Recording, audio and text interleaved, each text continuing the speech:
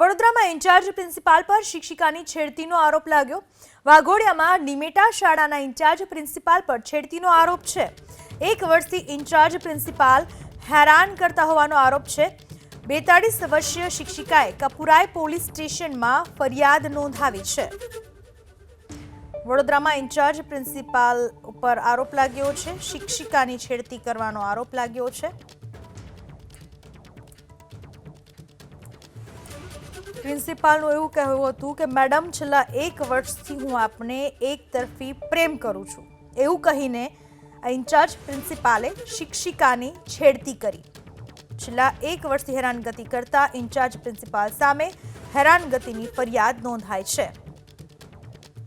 રાજકોટમાં જમીન મકાનના ધંધાર્થી સાથે 3.4 કરોડની છેતરપિંડીના કેસમાં 4 સ્વામીઓ સામે લુકઆઉટ નોટિસ ઇસ્યુ કરવામાં આવી છે।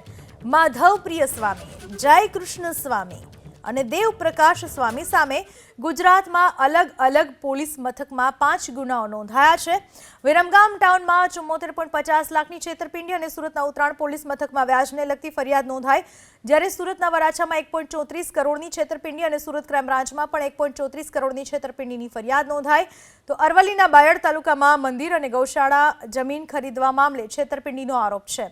છેતરપિંડીમાં સામેલ શિક્ષક સહિતની 3ની ધરપકડ થઈ છે, જે હાલ રિમાન્ડ ઉપર છે। 4 સ્વામી વિદેશ ન ભાગી જાય માટે રાજકોટથી EOWની ટીમે લુકઆઉટ નોટિસ ઇસ્યુ કરી છે।